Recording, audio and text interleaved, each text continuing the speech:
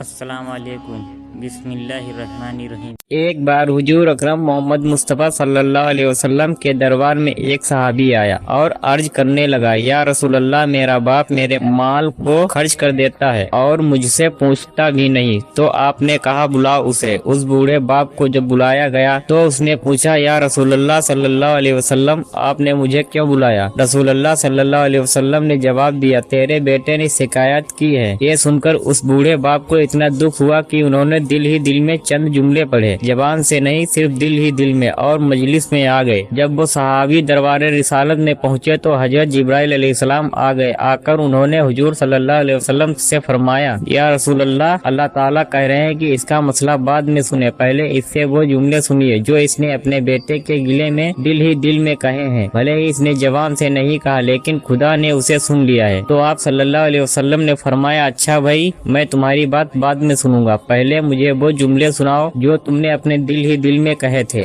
وہ بوڑھا آدمی کہنے لگا، اشہد انک رسول اللہ، میں گواہی دیتا ہوں کہ آپ اللہ کے رسول ہیں۔ یا رسول اللہ صلی اللہ علیہ وسلم، میں نے دکھ میں چند جملے اپنی زبان سے نہیں بلکہ دل ہی دل میں دہرائے تھے اور آپ کے رب نے عرش پر سن لیے۔ واقعی آپ کا رب بھی سچا ہے اور آپ بھی سچے ہیں۔ آپ صلی اللہ علیہ وسلم نے اس سے پوچھا، تم نے کہا کیا تھا؟ اس کے جواب میں اس بوڑھے آدمی نے کچھ جملے کہے، جس کے بعد حضور صلی اللہ علیہ وسلم کی آنکھوں میں آنسو آ گئے۔ اس بوڑھے باپ نے یہ کہا تھا، میرے بیٹے، جس دن تو پیدا ہوا اس دن سے میں نے اپنی ذات کے لیے جینا چھوڑ دیا۔ ہم نے تیرے لیے اپنی زندگی کا سفر شروع کیا۔ تجھے ٹھنڈی چھاؤں میں بٹھانے کے لیے میں گرم ہواؤں سے لڑا اور برفیلی راتوں میں کام کیا۔ تیری ایک مسکراہٹ دیکھنے کے لیے ساری رات تڑپا، راتوں میں بھی کولو کے بیل کی طرح کام کر کے اپنی جوانی کا سارا رس نچوڑ کر تیری ہڈیوں میں ڈال دیا۔ میں بوڑھا ہوتا گیا اور تو پروان چڑھتا گیا۔ میری کمر جھک گئی، تیری کمر اٹھ گئی، میری ٹانگوں سے جان نکل گئی اور تیری ٹانگیں مضبوط ہو گئی۔ میرے ہاتھ کانپنے لگے، تیرے ہاتھ مضبوط ہوتے گئے۔ میں لڑکھڑانے لگا، تو اترانے لگا۔ تو مجھے خیال آیا کہ جیسے میں اس کے لیے دھکے کھاتا تھا، اس کی زندگی کی دعائیں مانگتا تھا، اس کے لیے تڑپتا تھا، چلو آج یہ میرا سہارا بنے گا۔ لیکن جب تجھ میں جوانی کی لہر دوڑی اور مجھے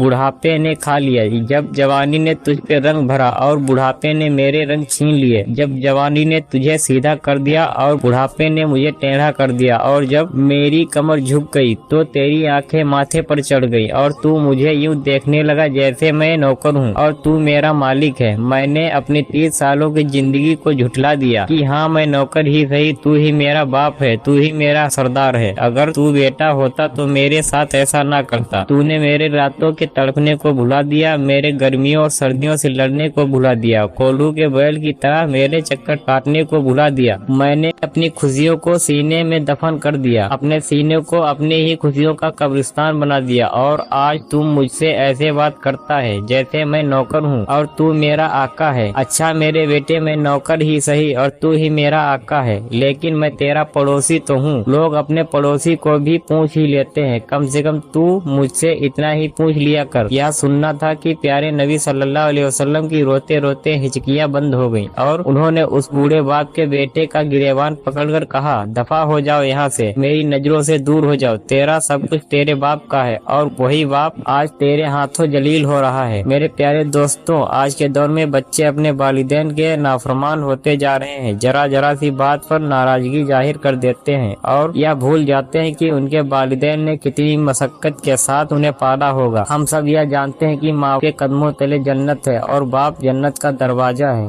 لیکن اس کا اصل مطلب یہ ہے کہ ماں باپ کی خدمت کر کے ہی ہمیں جنت مل سکتی ہے۔ اگر ہم میں سے کوئی اپنی ماں کو ناراض کر کے مرا تو اس کے لیے جنت نہیں ہے، اور ہم میں سے کوئی اپنے باپ کو ناراض کر کے مرا تو اس کے لیے جنت کا دروازہ کھل نہ سکے گا۔ اس لیے ہمیں چاہیے کہ ہم سب اپنے ماں باپ کے فرما بردار بن کر رہیں اور ان کی ضرورتوں کا پورا خیال رکھیں۔ امید ہے کہ آپ کو آج کی یہ ویڈیو ضرور پسند آئی ہوگی۔ اسے تمام اپنے دوستوں اور رشتہ داروں کے ساتھ ضرور شیئر کریں۔ میں پھر ملوں گا ایک اور نئی ویڈیو کے ساتھ، تب تک کے لیے اللہ حافظ۔